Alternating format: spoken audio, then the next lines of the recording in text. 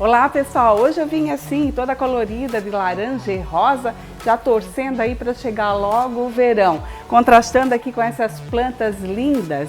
E falando em plantas, que tal vocês aprenderem como montar aí vários arranjos com cactos e suculentas? Quem vai fazer pra gente é a Jennifer. E agora a gente vai mostrar vários arranjos, bem bacana. Tem também saúde da nossa visão, com o oftalmologista lá do Hospital de Olhos de Blumenau. Cláudia Luckmann, no quadro Arquitetando, mostra dessa vez 10 opções em sofás.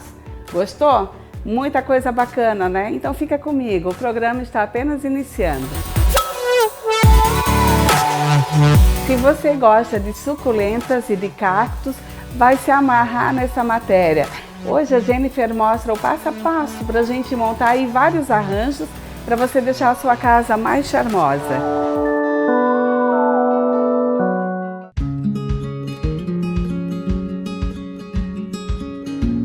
A gente já gravou aqui no programa e já mostrou para vocês o passo a passo de como montar um quadro de suculentas.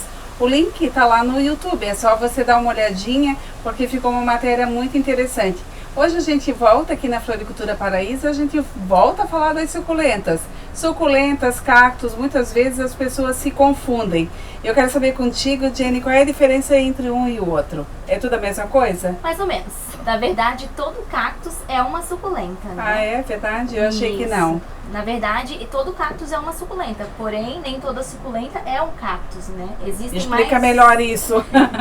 Existem mais de 22 mil espécies, né? Tipos de suculentas, mas só dessas 22 mil, só 2 mil são cactus. Né? Normalmente, elas são identificadas por algumas características, que seriam, no caso das suculentas, as folhas com água dentro, que são gordinhas, por isso são popularmente conhecidas como suculentas, né?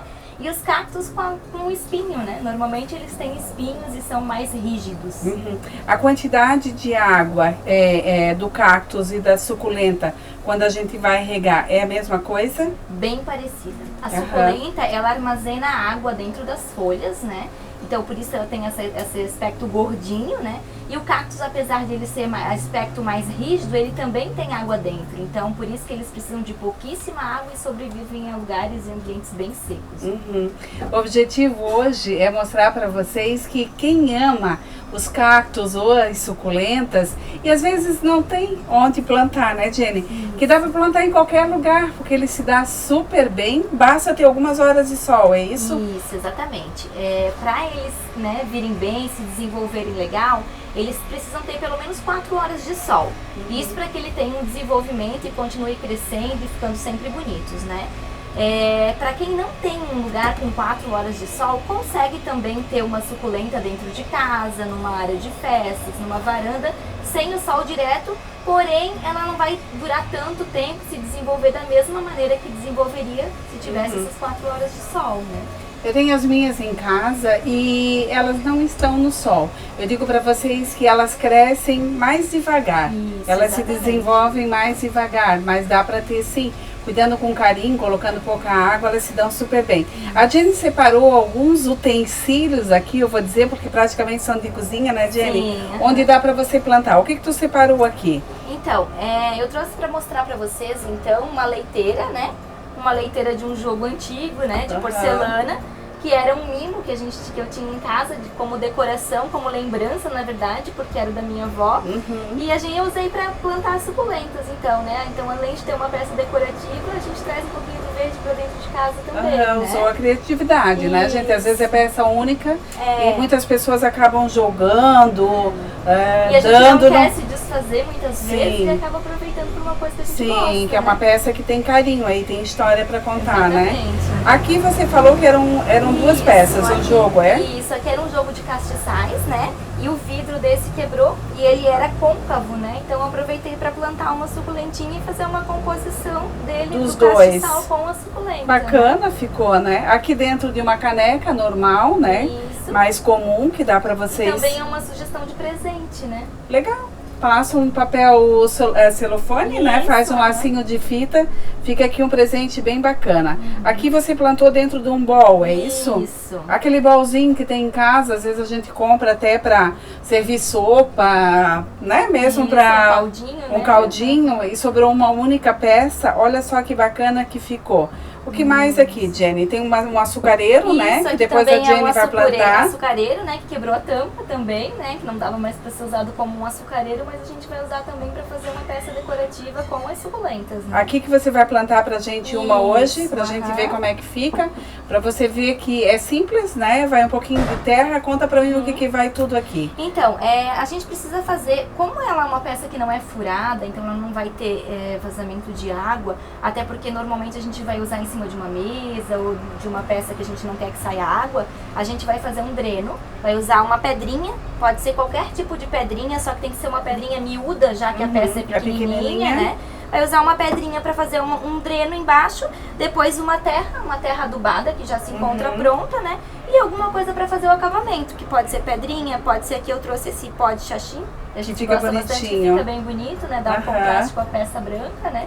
Só para fazer um acabamentozinho em cima, né? Além das leiteiras, a gente pode usar também a sopeira, né? Aquela bem antiga da casa da Bisa. Olha só. Agora tá se usando muito as prateleiras suspensas, né? Na cozinha. Então fica bem bacana a gente colocar uma suculenta que seja pendente, né? Essa aqui é uma suculenta? Essa é uma suculenta, né? E ela fica comprida e ela vai cair, dá um caimento bem lindo, bem bacana. Tu falou que essa suculenta tem um diferencial aí, que a gente não pode molhar ela por cima. Exatamente. Como é que a gente molha essa suculenta? No caso de suculentas como essas, elas que são muito cheinhas, assim, se a gente molha por cima, ela apodrece. Então, esse tipo de suculenta, ela tem que ser molhada por baixo. Tem que colocar água no pratinho e colocar ela para ela puxar a quantidade de água que ela precisa. E ela vai absorvendo ali aos poucos conforme a necessidade dela, é isso? No caso aqui, como é uma sopeira de porcelana, a gente pode... Aqui ela tá dentro de um vaso dentro da sopeira. Então a gente pode colocar água dentro da própria sopeira mesmo, um pouquinho, e deixar lá dentro, que ela vai absorvendo. Isso. Daí as pessoas de casa estão dizendo assim, mas eu não tenho uma louça antiga e eu não tenho um lugar para deixar em cima de uma bancada. Eu só teria um pendente, tá? Também para fazer, né? Ah, sim. Hoje em dia existem no mercado os pendentes lindos que a gente pode estar usando para colocar naquele cantinho, na sacada, na varanda, né? Ou até dentro de casa, perto de um vidro que tenha luminosidade. Fica muito bonito. E os pendentes aqui, eles estão lindos, eles são a maioria são em vidro, né, Jenny? Tem alguns em vidro. Aqui, que material que seria? Esse é de concreto. De concreto, né, que tá super na moda agora, também tá em alta. Aqui atrás a gente tem uns pequenininhos que são aquelas bolas, a gente até fez no Natal dentro de uma delas e colocou na árvore de Natal. Essa matéria a gente também tem. E aqui tu usasse todos eles como pendentes, né? Para quem tem um espaçozinho, às vezes tá batendo um pouquinho de sol lá no cantinho, na cozinha ou na sacada, dá para ter também com pendentezinho. Eu queria tirar uma dúvida ainda aqui contigo. Babosa. É uma suculenta? A babosa também é da família das cactáceas, né? Na verdade é um cactus que é uma suculenta. Olha que interessante, eu não sabia. Gente, então aí, ó, tem muita novidade para vocês e vamos ver como é que a gente vai plantar para você fazer em casa também.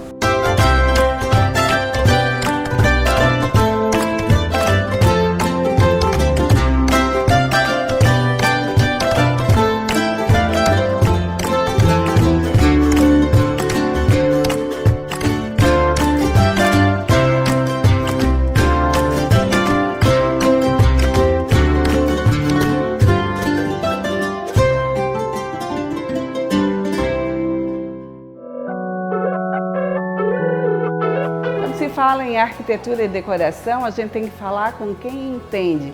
Então preste atenção aí, se você pretende comprar um sofá, quer dar uma repaginada na casa, hoje ela vai passar 10 dicas de sofás. É Cláudia Luckmann, claro.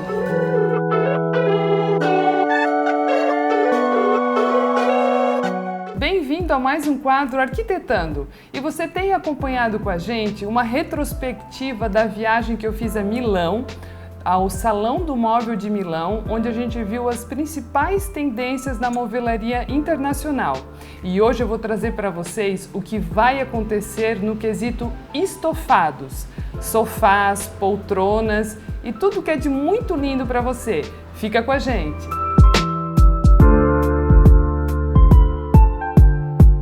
Eu separei para vocês primeiramente esse sofá. Observem que ele tem linhas orgânicas, não tem muita informação, é mais a espuma revestindo ele. Uso de suede, que é aquele tecido que lembra um veludo, tá? Ou um acamurçado. Formas mais redondinhas e sem muita informação. Observe que até nem braço ele tem, é só a base de assento e encosto. Uma peça bem limpa e atemporal. Observe nessa situação, a gente tem sofás encostados um contra o outro, um jogo de texturas e cores, cinza com ferrugem, um acamurçado, um veludo, um degradê, mas existe uma harmonia e formas bem limpas entre si, mais uma vez o uso de texturas leves. Gente, olha que interessante esse sofá. Eu achei muito bacana porque ele é o que a gente chama de móvel multifunção. Ele tem uma base, né? A própria ferragem que faz a base do sofá se transforma numa mesinha lateral que sobrepõe em parte o braço do móvel e mais atrás ele vira uma luminária de chão. Então observem que tu cria mais solução, né? Fica um móvel mais funcional. Uma coisa importante a se falar, que é uma textura que permanece, o encosto do sofá ele está quase que alinhado com o apoio de braço. Então essa linha horizontal ela está sendo bem mantida. Ele é um sofá mais profundo, ele tem almofadas soltas, então com bastante texturinhas diferentes, dando uma bossa especial para ele. Essa situação aqui eu achei também bastante interessante e resolvi separar para vocês. É um tablado, né, que já faz a estrutura, a base do sofá, uma mesinha lateral, apoiar uma luminária e o encosto do sofá e o assento, eles são simplesmente sobrepostos. Obviamente que nessa situação deve estar parafusado por baixo, né? Mas eu achei bem interessante essa estética e também aquele reforço que eu venho falando dessa estética mais horizontalizada dos modelos de sofá. Muito bonito. Aqui a gente tem uma situação até mais tradicional, perto do que a gente vê por aí nas lojas, mas observem que eles deram uma brincada, que eu achei bem interessante. Esse tom, né, esses tons ferrugens que estão muito na moda, ele é um sofá único, mas ele brincou, ele fez um detalhe em rolotê aqui no ferrugem e jogou esse sólido nesse módulo todo aqui um pouco mais profundo. E daí ele deu uma brincada, fez um degradê nesses tons das almofadas e também jogou tons diferentes. Eu chamo a atenção mais uma vez para falar dos tecidos. Todos, a maioria opacos, eles variam entre o suede, uma camurça, um veludo. Esse é um dos pontos que a gente viu bem forte lá na feira. Esse aqui me chamou bastante atenção também porque ele está vindo com uma inovação a mais. Além de ele ter agregado essa situação multifunção, que a base do sofá já vira aqui na lateral uma mesinha lateral, onde você pode brincar um pouco com objetos, observem os encostos, eles são todos soltos. Essa peça, o encosto, eu segurei, tu até tem que fazer um pouco de força, ele é pesado, tá? Mas não impede de você movimentá-lo. Então, se você quer sentar frontal, olhando para frente no sofá, você posiciona ele reto aqui atrás. Você mesmo faz. Se você quer deitar, você puxa ele e coloca aqui perpendicular. É bem interessante e observem que eles têm outras almofadas soltas, maiores, menores, em cores similares e que fazem composição com a peça, que tu pode ir jogando também sobre o sofá.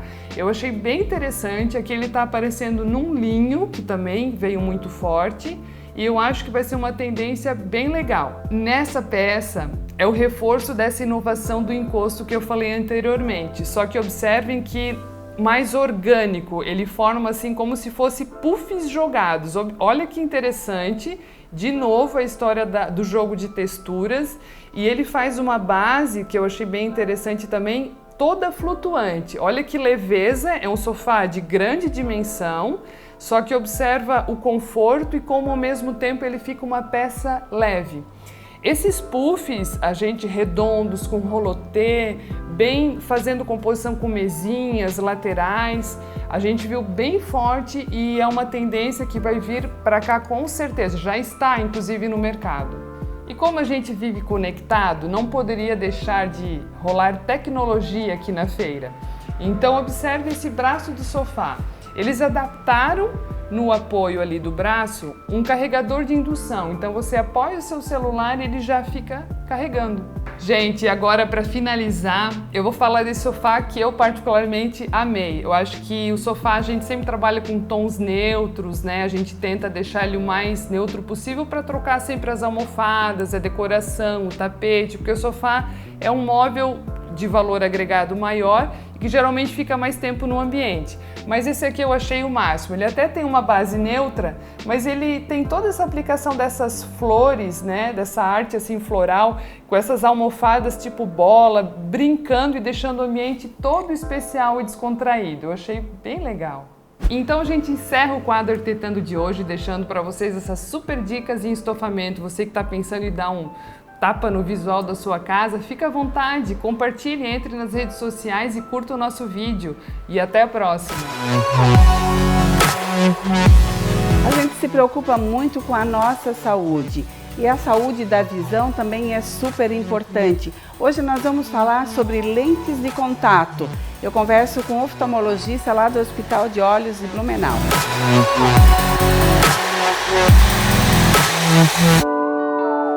Da série Reportagens sobre os cuidados da nossa visão, hoje eu converso com o oftalmologista Dr. Fernando Ludwig e o assunto é sobre lente de contato.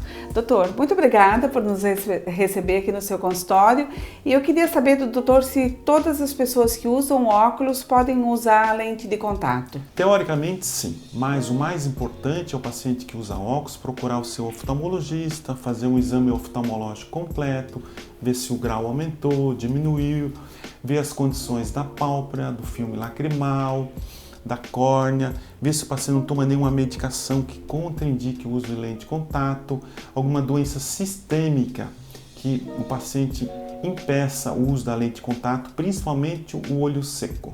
O teste de lente de contato é a parte mais importante. A gente tem que ter umas lentes de teste, colocar no paciente, esperar uns 5, 10 minutos, chamá-lo, ver se ele se sente bem, se ele consegue enxergar de longe, de perto.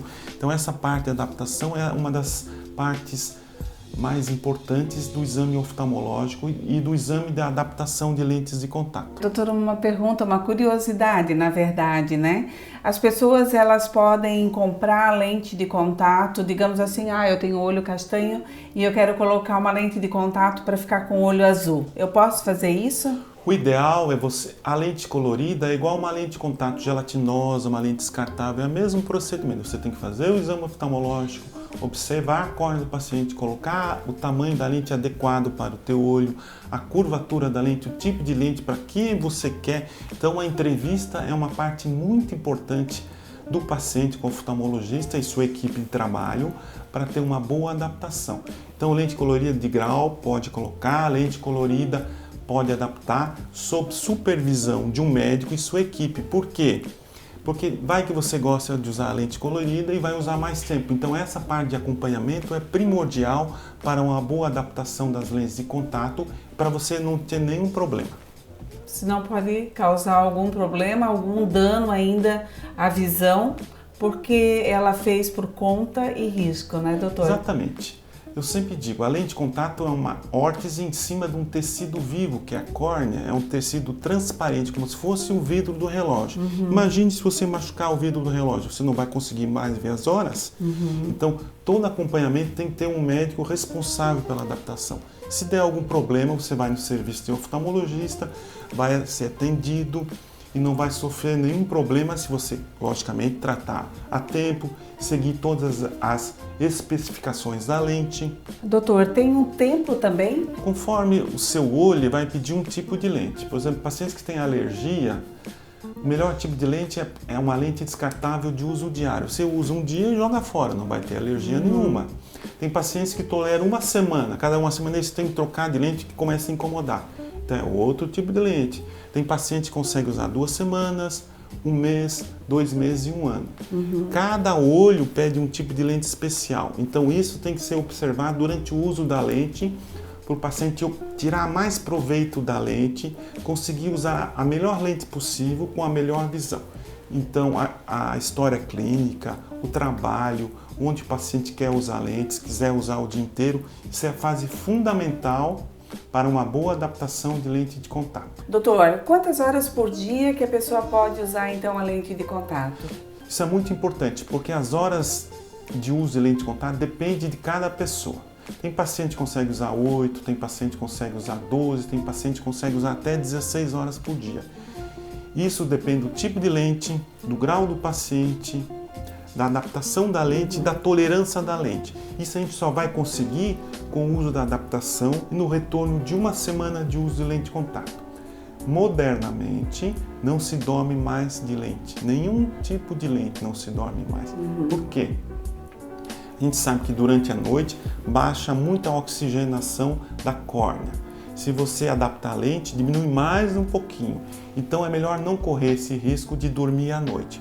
Eu digo dormir à noite é 8 horas.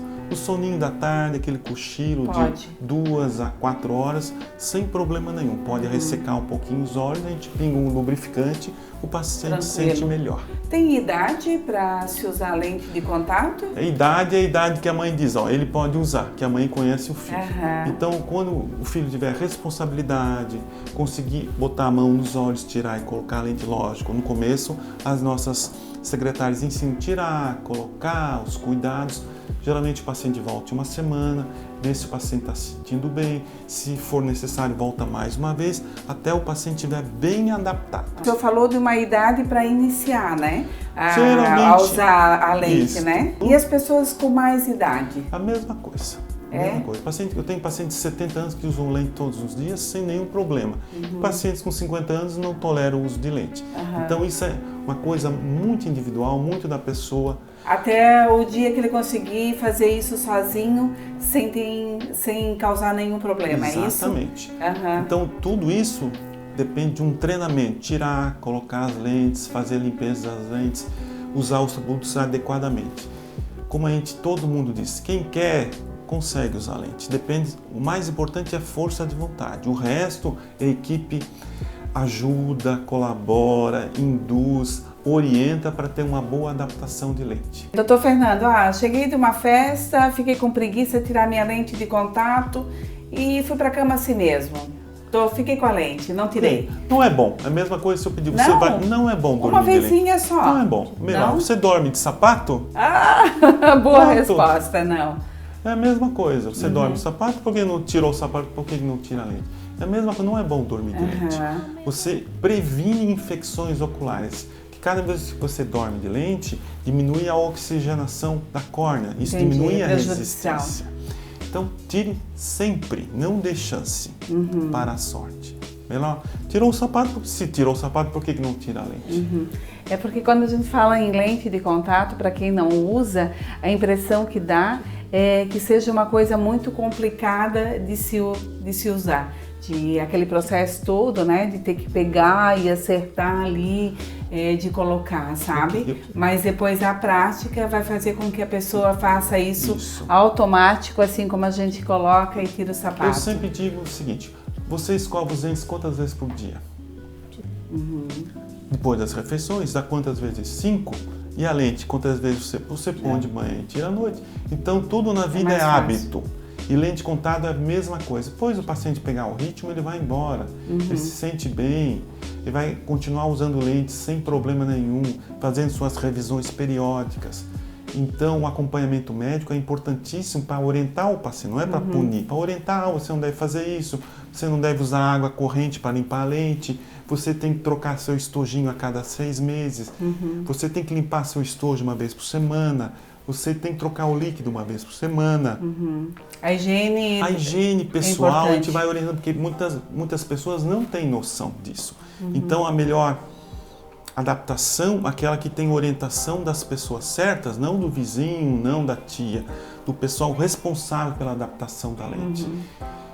essa é a regra mais importante. Siga o que a equipe médica te orientou. Esse é o responsável, porque se der um problema, você vai lá, telefone, eu estou com um problema.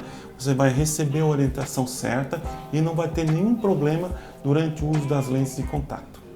O doutor comentou aqui que o ideal seria voltar de quanto em quanto tempo no consultório? Então, durante a adaptação, o ideal é a pessoa voltar na primeira semana. Na primeira semana são 10 a 12 horas de uso, o paciente vai dizer suas queixas, a gente pode mudar o grau, pode mudar o tipo de lente, pode acertar um pouquinho mais. Passou a segunda semana, o paciente volta teoricamente em 6 meses, mas se ele tiver algum problema ele volta antes. Ah, não está tudo bom, pode voltar uma vez, 2 vezes, 3 vezes, até a gente acertar bem a lente. Se der tudo certo na primeira semana, o paciente volta em 6 meses. Se der tudo certo, ele pode ser depois de um certo tempo, acompanhamento anual. Isso é o limite máximo de revisão. Uma vez por ano tem que fazer exame, porque lente é uma órtese em cima de um tecido vivo da córnea. Nunca se esqueçam que a córnea é transparente, não pode ter infecção, não pode ter alergia, não pode ter nenhum problema para o paciente ter uma boa adaptação. Gente, então fica aí a dica do Dr. Fernando Ludwig, aqui do Hospital de Olhos de Blumenau. O Hospital de Olhos, lembrando, ele fica aqui em frente ao Shopping Nauemart, na rua 7 de setembro, tá? Se você está com vontade de tirar os óculos, de repente está cansado, né, de usar o óculos e quer substituir por uma lente de contato, então antes faça assim um exame oftalmológico. O Conselho Federal de Medicina, preocupado com o relato de complicações do uso inadequado das lentes de contato e do seu comércio sem a devida avaliação oftalmológica, publicou resolução em que afirma serem atos exclusivos médicos a indicação, a adaptação e acompanhamento de lentes de contatos. A norma tem como objetivo maior preservação da saúde ocular da população e cria diretrizes para o procedimento médico de adaptação de lentes. O ato médico quanto às lentes de contato devem seguir as seguintes sequências: consulta médica, exames complementares, avaliação clínica da escolha das lentes, processos de adaptação e controle médico periódico. Para o CFM, cabe ao médico determinar as características das lentes, material, modelo, desenho e demais parâmetros técnicos. Deixar ir o que não te faz bem, cuidar do corpo, da mente, do espírito, ser feliz, gente, isso é que importa, simples assim. Semana que vem eu volto com muito mais programa Eu e Você. Um beijo, até lá e seja feliz!